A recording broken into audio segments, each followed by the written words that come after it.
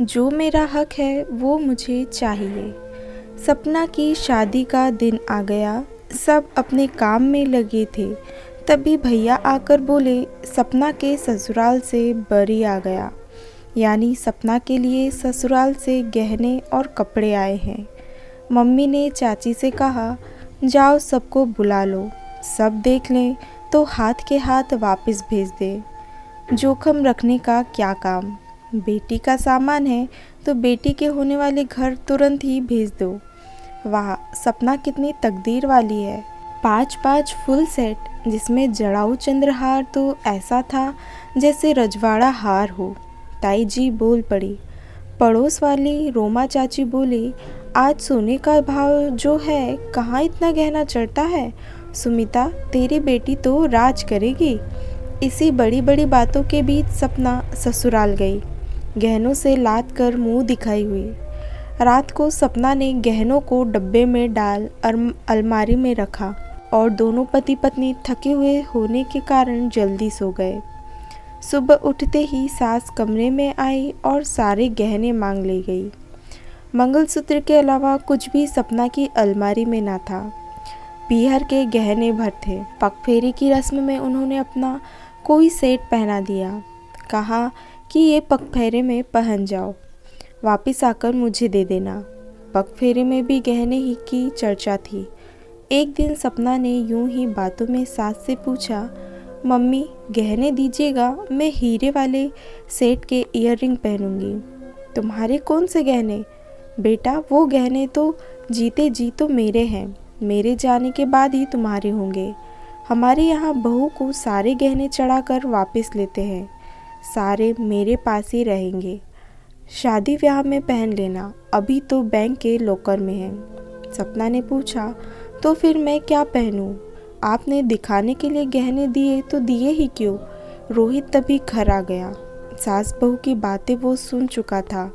रोहित आते ही बोला, सपना भाभी भी पीहर वाले गहने ही पहनती है, भाभी को भी यही गहने चढ़ाए गए थे। सपना ने रोहित से 1000 रुपये मांगे तो माँ से लेने को कहा बाहर चला गया। मम्मी से मांगे तो वो अनसुना कर गई। सपना को दुख हुआ कि इनके खाने और दिखाने के दांत अलग है। सपना ने जब अपने पापा को सारी बात बता दी, बात गहने से बढ़कर रिश्ते पर आ गई थी। सपना के पापा रोहित को बुलाया, बेटा शादी में तुम लोगों ने जो मांगा हमने दिया, या कहो कि बिना मांगे भी कुछ तुम्हारी डिमांड से ज़्यादा दिया। मेरी बेटी की सिक्योरिटी क्या है? तुम जो कमाते हो उस पे तो सपना का अधिकार है ना। पापा अभी तक तो मैं मम्मी को ही देता था, मम्मी मुझे खर्चे का रुपया देती थी। मेरी बेटी का खर्चा कौन देगा? मम्मी दे देंगी, चिंता ना करें, मैं बात करूँगा। सपना बीच में बोल पड़ी, रोहित हमारी शादी के विश्वास की डोर में गांठ पड़ गई है, इसे तुम सुलझाना चाहोगे या? सपना बोली, शादी से पहले तुमने मुझे जॉब छोड़ने के लिए कहा था, मैं तैयार भी थी, पर अब मैं नौकरी करना चाहूँगी, साथ ही अपनी कमाई अपनी इच्छा से खर्च करूँगी। ठीक है सपना, तुम्हें मैं नहीं रोकूँगा। मेरी माँ ने तुम्हारे साथ ही नहीं भाभी के साथ भी गलत किया है, पर हमारी शादी को मैं तोड़ना नहीं, जोड़ना चाहूँगा। मुझे थोड़ा सा वक्त दे दो। मैं माँ को भी नीचा नहीं दिखाना चाहता और ना ही तुम्हारा अपमान।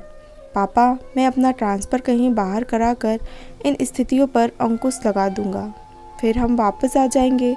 रह गहने वो भी मैं धीरे धीरे बनवा दूँगा। मम्मी के गहने नहीं, तुम अपने पहन लेना। मुझे गहने नहीं चाहिए, पर झूठ और अन्याय कभी सहन नहीं करूँगी। मम्मी से अलग रहकर इसका इलाज नहीं है, तुम्हें बात कर मसले को सुलझाना होगा। मम्मी का हक है वो उनका है, मुझे मम्मी से कोई परेशानी नहीं है, उनकी सोच को बदलना होगा, पर मेरा हक मुझे चाहिए। रोहित पापा के पांव छूकर चला गया। 3 दिन बाद वापस सपना को लेने आऊँगा। 3 दिन का समय मांगकर गया। रोहित की नज़रों में सपना की इज्जत और सम्मान और बढ़ गया। उसने अपने पापा से बात की, उन्हें सारी बातें बताकर कहा कि पापा अब मम्मी को समझना होगा, आप ही समझाएं। भैया भाभी को जब पता चला तो वो भी रोहित की तरफ आ गए। भाभी ने बहुत सहन किया था, अब उन्हें भी पति की कमाई का हक मिल पाएगा। मम्मी को समझाना कठिन था पर नामुमकिन नहीं था। आज वही परिवार समझदारी से काम कर कर खुशहाली से अपना जीवन जी रहा है।